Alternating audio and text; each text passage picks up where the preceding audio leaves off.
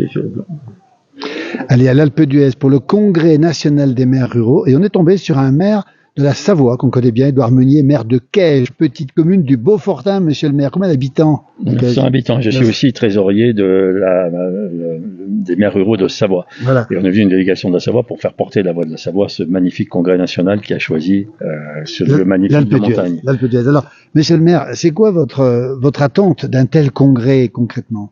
C'est d'abord du réconfort parce que ça permet d'échanger avec des collègues sur nos préoccupations. Il y a une tendance générale pour dire pauvres maires, ils sont humiliés, ils sont battus. Bon, j'avoue qu'on se reconnaît pas tellement là-dedans. Dans la ruralité, on a effectivement beaucoup de problèmes quotidiens, mais on est fiers d'agir au service de nos concitoyens.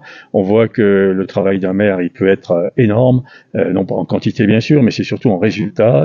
On peut rendre possible ce qui est souhaitable, c'est notre boulot pour le développement d'une commune, d'un territoire, et les communes ayant encore les compétences générales, on peut faire énormément de choses. Ou plutôt à l'envers, tout ce qu'on ne fait pas, c'est un peu de notre faute parce que personne ne le fera à notre place. Un maire rural se sent un peu seul par rapport à un maire urbain?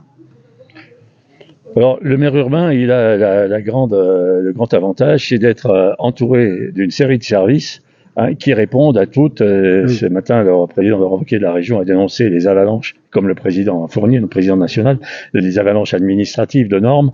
Et c'est vrai qu'on est complètement asphyxié par ça, parce que nous, il faut qu'on comprenne les textes, qu'on les traduise. Il faut aussi qu'on aille faire le cantonnier quand on a fini ça, très souvent, alors que le maire d'une grande ville, il est moins dérangé, on va dire. Encore hier soir, j'ai été appelé à 11h du soir pour un accident sur la commune par les services de gendarmerie. Vous voyez, un maire, il est sur tous les fronts administratifs, il faut qu'il soit compétent sur tout. Alors évidemment, on ne l'est pas, et c'est quand même plus compliqué avec ces avalanches normatives qui nous arrivent tous les jours d'être performants et par rapport à un maire urbain qui a lui beaucoup de services autour de lui. Et le maire rural ne cherche pas l'indemnité, parce qu'on sait qu'elle est quand même minime, monsieur le maire.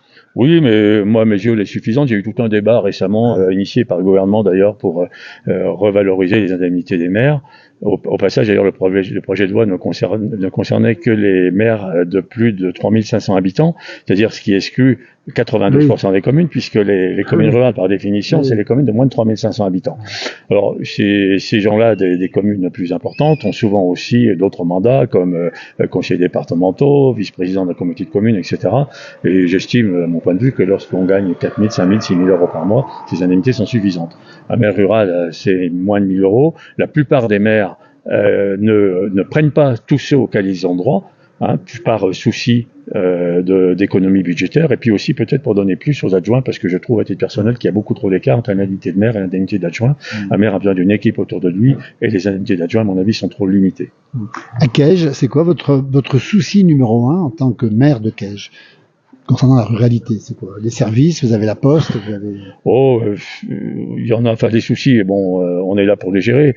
J'ai plus de joie que de soucis, et je préférerais parler des joies. Bon, vous parliez de la poste. Ce matin, on a eu l'intervention du président du groupe La Poste, Philippe Val, et à titre personnel, je me bats depuis longtemps pour que La Poste revoie son système d'indemnisation des mairies.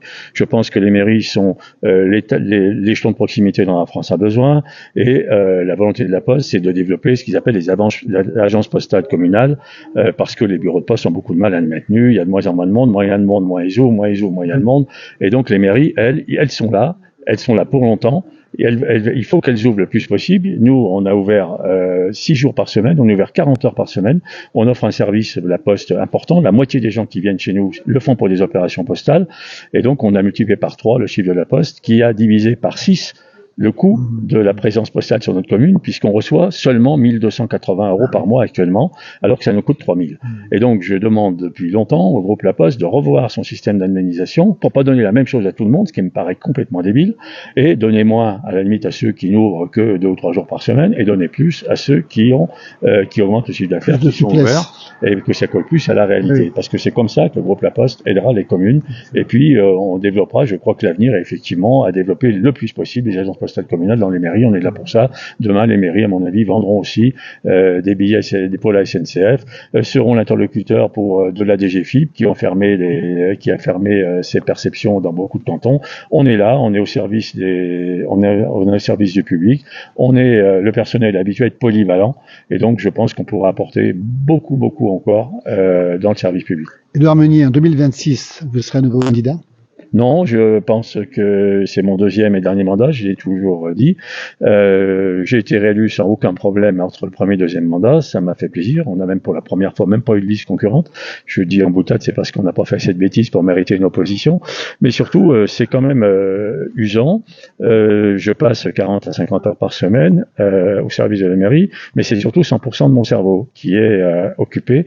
Et donc, je pense que quand on a fait 2 mandats, c'est bien de laisser la place à d'autres. Et puis en plus, au bout d'un moment, les défauts l'emportent, on n'a plus l'enthousiasme, c'est un peu comme un vélo, quand on est premier, on est bien content au bout d'un moment de laisser décrocher et que le suivant prenne les devants.